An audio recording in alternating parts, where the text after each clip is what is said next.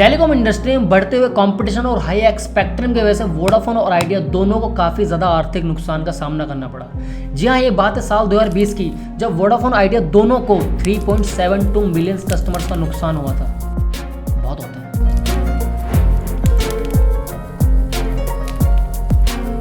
इसका मतलब है कि फिलहाल वोडाफोन आइडिया सिर्फ 301.3 मिलियन कस्टमर्स को अपनी सर्विसेज दे रहा है, जो कि मार्केट का एक 26% का हिस्सा है। वैसे तो बहुत ज़्यादा ही है। और वहीं मैं अगर बात करूं रिलायंस जियो की, जिसे मार्केट में आए हुए सिर्फ अभी 4 साल हुए हैं, वो आज टेलीकॉम इंडस्ट्री की लीडिंग कंपनी है, क्योंकि साल 2020 में उसने सभी रिकॉर्ड तोड़ते हुए 40 करोड़ कस्टमर्स को अपने अंडर एक्वायर किया है।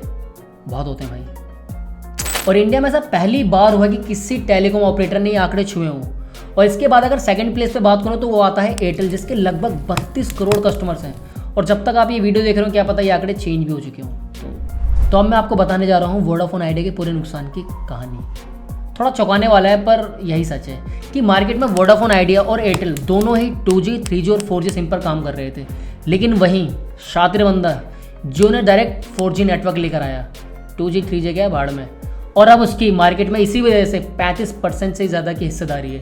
तो अब आपको बताऊंगा कि क्या कारण था जिसकी वजह से वोडाफोन आइडिया के सब्सक्राइबर्स में भारी भरकम गिरावट आई।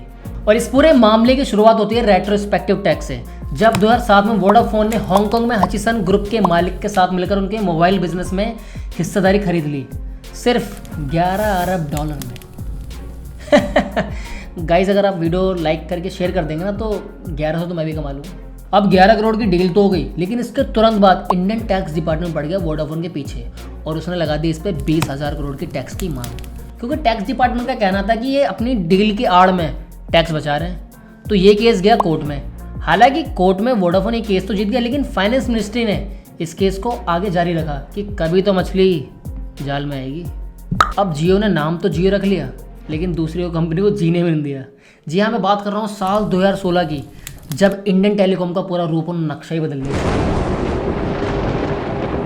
जब जियो ने 2016 में सितंबर में अपना जियो फ्री सर्विस कॉलिंग लॉन्च कर दी, उसके बाद लोग स्क्रैच नहीं कर रहे थे, लोग फ्री में calling, video call, video chat, और बाकी कंपनी को तो रेवेन्यू 90% कॉलिंग से ही जनरेट हो रहा था, और इसने आगे मल्टीप्लिक कर दी।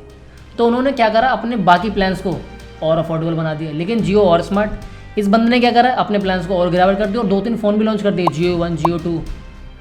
अब उनके पास तो कोई ऑप्शन ही नहीं, तो इसमें जिया कौन, जियो जियो जय जय। अब मैं आपको बताता हूँ कि किस तरह टेलीकॉम इंडस्ट्री में आया डाउनफॉल।